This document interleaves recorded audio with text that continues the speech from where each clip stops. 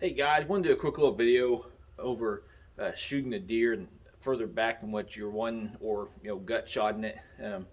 And the number one thing is when you do make a shot, and regardless of the shot placement, always watch that deer. You may think that you have double lunged that deer, and in reality you may have punctured one lung and it went down, the arrow directional and hit back into the liver or guts depending on what the angle is. But if you do find yourself in that situation watching that deer, if it runs off real fast, or if it kind of trots off or kind of sticks around there, and just kind of keep an eye on that animal. If you're able to make another shot place or another shot, do it. Draw that bow back, get you another arrow in the animal or another shot, whether you're shooting a muzzleloader, archery gear, or a rifle. But after that, once that deer is kind of disappeared and you find yourself into a situation where you're starting to track the animal and you're not seeing a whole lot of bubbles, and the bubble hit's going to typically mean the lungs or the heart region there, and that deer should be fatally harvested there. But on occasion, even those can really cause some havoc there in search time. But as you get into there, you get a gut shot deer, start looking for water, creeks, ponds.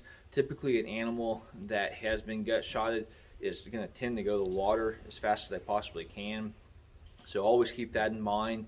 If you're into day one or day two after it, start looking for crows or vultures. And as you grid search, if you start figuring out or start seeing a lot of crows in one particular area, isolate that and see if you can't come up with that animal.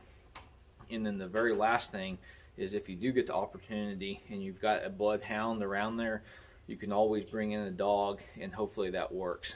I've actually tried this several times with my lab, and we have recovered a couple deer, and it's worked out okay. We try to last resort for sure, but there's been a lot of great bloodhounds.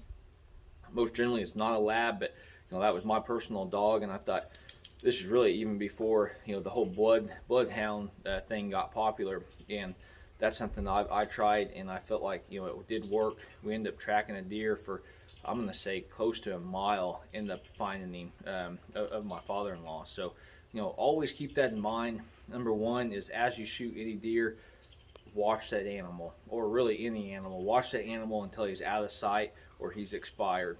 Number two is, if you do start your grid search and you start looking for crows, vultures, etc., isolate those areas. And then number three is grid searching the entire area there, you and some buddies or whoever, right?